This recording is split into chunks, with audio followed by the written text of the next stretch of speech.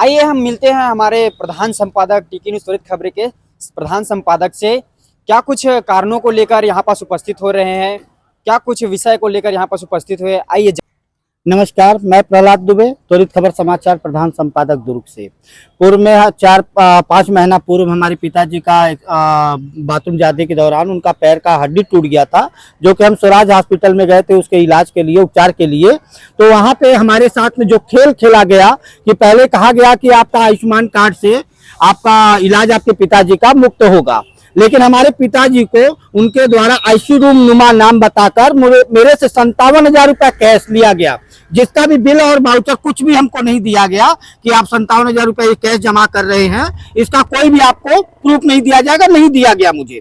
उसके बाद 62,300 आयुष्मान कार्ड से भी निकाला गया स्वराज हॉस्पिटल नेहरू नगर के द्वारा, जो कि वहाँ के स्वराज हॉस्पिटल के डायरेक्टर है सुजीत करके, उनके द्वारा हमसे पैसा उगाही किया गया। उसके बाद भी हमसे बात जबरदस्ती किया जाने लगा कि ये बातें हम कहीं आगे ना बता सके, लेकिन इसकी जानकारी हमारे द्वारा कलेक्टर दुर्ग अभिजीत, जो वर्तमान में कलेक्टर है, उनको दिया। सीएचएमओ मनोज दानी जी को दिया, जो कि दुर्ग जिले के स्वास्थ्य विभाग के मुख्य अधिकारी हैं। उसके बाद संभाग आयुक्त को दिया। उसके बाद हमने स्वास्थ्य मंत्री श्याम बिहारी जायसवाल जी को भी दिया, और संचालय में सीएम से लेकर गृह मंत्री से लेकर सबको हमने इसकी आवेदन दिया कि हमारे साथ में ऐसा लूट हुआ है और बिना बिल का हमसे पैसा उगाही किया जा रहा है। हमारे साथ किसी नहीं हो रहा है, और भी यहाँ पे जितनी पब्लिक और जितनी जनता जा रही है इलाज के नाम पर, उससे कैश अमाउंट जो वसूल किया जाता है उसका कोई बिल वाउचर नहीं दिया जाता है। इसको तो शासन प्रशासन को चाहिए ऐसे लोग पर तत्काल उचित कार्रवाई करे, लेकिन शासन प्रशासन एकदम चुप्पी साधे बैठी हुई है। क्योंकि इतना दिन होने के बाद उसके बाद एक मेरे को लेटर प्राप्त होता है, जिस लेटर में लिखा रहता है, संचालय से आता है कि 7 दिवस के भीतर इसको जांच कर इस पे कार्रवाई कर, इससे दस्तावेज जो भी है हमें प्रदान कराया जाए। ये संचालय से आता है। उसके बाद उस संचालय के भी आदेश को दरकिनार जूते की नोक पे अधिकारी आज के डेट में यहाँ दुर्ग के तो रख ही रहे हैं, आप देख सकते हैं, वो भी हम आपको दिखाएंगे। उसके बाद हमारा न बयान लिया गया, ना हमसे कुछ पूछा गया, लेकिन इनके द्वारा यहाँ बताया जा रहा है कि मैं जांच रिपोर्ट तैयार कर मैं संचालय भेज चुका हूं। तो ये कौन सा जांच है, ये कैसा जांच है, ये हमारे सोच से परे है। क्योंकि स्वराज हॉस्पिटल का जो मालिक है, डायरेक्टर है, उसमें ना जीएसटी विभाग अभी तक कुछ हाथ डाली, ना कोई भी विभाग भी हाथ डाली। क्योंकि कहीं ऐसा तो नहीं कि बड़े कुछ लोगों के संरक्षण इनको प्राप्त हो, जिसके आधार पर ये लूट मचा रहे हैं। कहीं ऐसा तो नहीं कि इनकी मंशा हो कि बीजेपी शासन की छवि को धूमिल करे। कुछ ऐसे ही हॉस्पिटल सीएमएचओ का इसमें तो मुख्य योगदान है, ऐसा मुझे भी लग रहा है। सीएमएचओ का मुख्य योगदान है कि बीजेपी सरकार क्या सत्ता में दोबारा ना आए। क्योंकि जब हम प्रताड़ित हो रहे हैं, अखबार का डायरेक्टर प्रधान संपादक प्रताड़ित हो रहा है, तो आम पब्लिक के साथ कैसा खेल खेला जा रहा होगा आप देखेंगे। उसको भी हम आने वाले न्यूज में भी दिखाएंगे। सीएमएचओ जो मनोज दानी है, वो भ्रष्टाचारी की सारे हदें पार कर चुका है। हमारे द्वारा बार बार मनोज दानी से रिक्वेस्ट किया गया कि इस पे जांच कर उचित कार्रवाई करें, लेकिन मनोज दानी शायद वो अपनी कुर्सी पर बैठने के बाद अपनी गरिमा को भूल चुके हैं। सिर्फ अगर मनोज दानी की वर्तमान में अगर प्रॉपर्टी की जांच कराई जाए तो सब दूध का दूध पानी का पानी हो जाएगा। क्योंकि मैं भी एक पत्रकार हूं, मुझे भी इतनी जानकारी होती है, मुझे भी इतना समझ है, और मेरे द्वारा मेरे सूत्रों की जानकारी के अनुसार कि इनके द्वारा जो खेल खेला जा रहा है, हॉस्पिटलों के संरक्षण देकर खिलवाया जा रहा है, लोग मृत्यु भी हो जा रहे हैं, उसको भी दबा दिया जाता है। स्वास्थ्य विभाग के अधिकारियों को क्या कुछ कहना चाहेंगे और क्या कुछ त्वरित मैं तो स्वास्थ्य विभाग के अधिकारियों को यही कहना चाहता हूं, अगर कार्रवाई नहीं कर सकते तो इस कुर्सी में आपको बैठने का कोई अधिकार नहीं है। जब एक प्रधान संपादक ही सेफ नहीं है, तो ये मनोज दानी जैसे संरक्षण दे रहे हैं, दो दूसरे हॉस्पिटलों को दे के संरक्षण पूरे अवैध कार्य कराने के पीछे मनोज दानी सीएमएचओ का हाथ है। इसको ये जांच कलेक्टर वर्तमान में अभिजीत को होनी चाहिए, और ऐसे लोग के ऊपर तत्काल कार्रवाई कर इनकी प्रॉपर्टी जांच करानी जानी चाहिए। क्योंकि सीएचएमओ एक संविधानिक पद पे बैठा हुआ व्यक्ति है, और जब हम खुद सेफ नहीं है तो हम जनता के साथ क्या हो रहा होगा। दुर्ग जिले का सर्वे सर्वा अभिजीत कलेक्टर महोदय है, तो उनको क्या कुछ कहना चाहिए? मैं उनको यही कहना चाह रहा हूँ, अगर इसमें जांच क्यों से आपके नाम पे कलेक्टर, वर्तमान जो कलेक्टर अभिजीत, उनके नाम पे संचालनालय से लेटर जारी होता है कि इस पे कार्रवाई करवा के तत्काल उचित कार्रवाई करके इसकी हमको दस्तावेजों पर प्रदान कराए, लेकिन वर्तमान में कलेक्टर साहब भी अब शायद हो सकता है बचाने में किसी उन्हीं के नीचे में काम करने वाले सीएमएचओ है, तो इसलिए कार्रवाई नहीं की जा पाई होगी।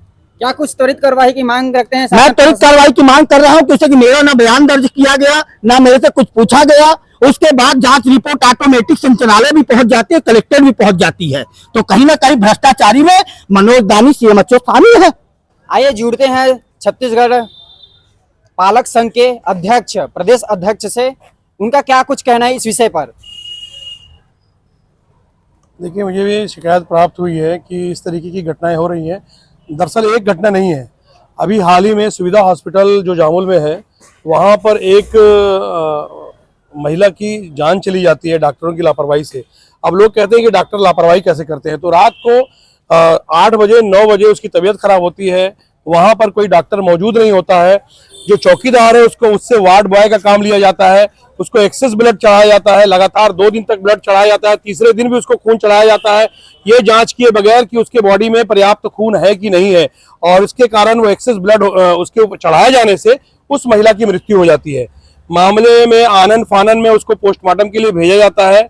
एक मासूम बच्चा अपनी माँ के साय से महरूम हो जाता है, लेकिन इस पर किसी को कोई मतलब नहीं है। एक अस्पताल जो है इस तरीके से लोगों को मार रहा है, उस पर कार्रवाई नहीं हो रही है।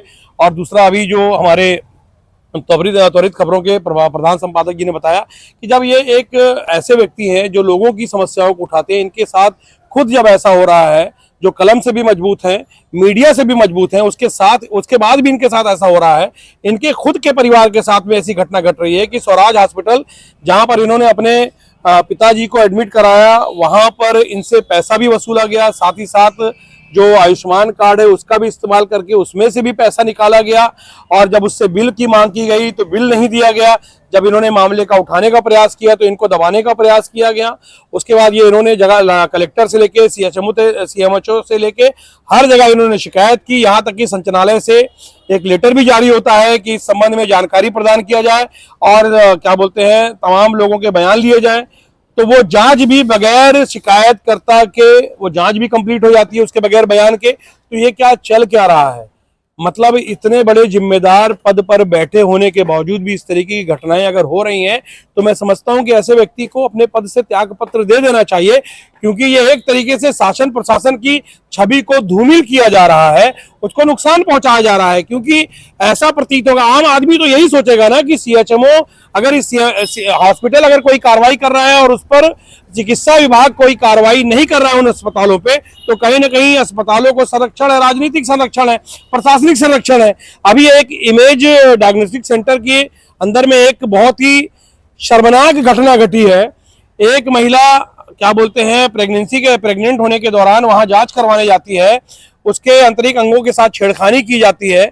आप एक बात बताइए, अगर किसी बड़े अधिकारी की परिवार की कोई महिला होती तो मैं समझता हूं कि अब तक उसमें ताला लग गया होता। कोई बड़े राजनेता के परिवार की किसी महिला के साथ में वहां इस तरीके की घटना घटी होती, उसके साथ छेड़खानी की गई होती, तो अब तक उस अस्पताल में ताला लग गया होता। किसी रसूखदार के साथ में ऐसा हुआ होता तो ताला लग गया होता, लेकिन अभी तक उस पर ताला इसलिए नहीं लगा क्योंकि मामला एक आम आदमी का था। जैसे पूरे मामले को दबा दिया जाता है, वैसे इस मामले को भी एक छोटी घटना बताकर दबाया जा रहा है और उस पर कोई भी कार्रवाई नहीं हो रही है, जबकि उसको जेल भी भेजा जाना चाहिए, उनका लाइसेंस भी निरस्त किया जाना चाहिए। और इसके अलावा जितने भी मेडिकल सेंटर चल रहे हैं, एक एक लाइसेंस से 5-5, 6-6 मेडिकल स्टोर चल रहे हैं। ये हो क्या रहा है? जिसका मन चाह रहा है, अभी जैसे एक सिरप का मामला आया था जिसमें 28 लोगों की जान गई थी, वो मामला है। तो उस मामले ये सब हो क्या रहा है? अगर सारा व्यवस्था, सारा अमला मौजूद है, उसके बाद भी इतनी सारी व्यवस्थाएं पैदा हो रही है, तो उसके लिए जिम्मेदारी कौन लेगा?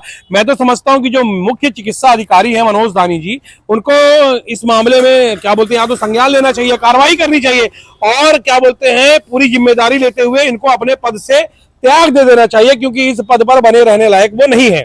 जैसे सुविधा हॉस्पिटल के मामले के बारे में मैं बताया हूं मैं कि वहां के भी पीड़िता को अभी तक कोई न्याय नहीं मिला है। मामले की लीपापोती की गई है, आनन फानन में पोस्टमार्टम हुआ है, पोस्टमार्टम में फर्जी रिपोर्ट तैयार की गई है। ये सब जो जानकारी मुझे मिली है, मैं पीड़िता से मिला हूं, पीड़ित के परिवार से, पीड़िता परिवार से मिला हूं। उनका कहना है कि हम कार्रवाई चाहते हैं, न्याय व्यवस्था पर यकीन रखते हैं और हमको यकीन है कि प्रशासन कार्रवाई करेगा। तो सब लोग जो है प्रशासन की तरफ उम्मीद भरी नजरों से देख रहे हैं। अगर उसके बाद भी कार्रवाई नहीं हो रही है तो साफ तौर पे इसका मतलब यह है कि अस्पतालों को, या जितने डायग्नोस्टिक सेंटर है उनको और जितने मेडिकल स्टोर है उनको खुलेआम आम लोगों से लूट करने की, मनमानी करने की छूट दी गई है, जिसका खामियाजा ये तो नहीं भुगत रहे हैं लेकिन आम जनता भुगत रही है, अपनी जान देकर भुगत रही है, अपने यहाँ के लोगों की बेइज्जती बदनामी करवा के भुगत रही है। मैं समझता हूं कि ऐसे तत्काल प्रभाव से इनके ऊपर में कार्रवाई होनी चाहिए और कार्रवाई अगर नहीं करते हैं तो मनोज दानी जी को इनके पद से हटाया जाना चाहिए, क्योंकि ये इस पद पर रहने के लायक नहीं है। जैसा कि आपने त्वरित खबरें के प्रधान संपादक और छत्तीसगढ़ पालक संघ के अध्यक्ष के द्वारा सुना कि क्या कुछ उन्होंने कहा है, तो ऐसी त्वरित खबरों के लिए बनी रहिए टीके न्यूज़ त्वरित खबरें में। मैं मनीष साहू, धन्यवाद।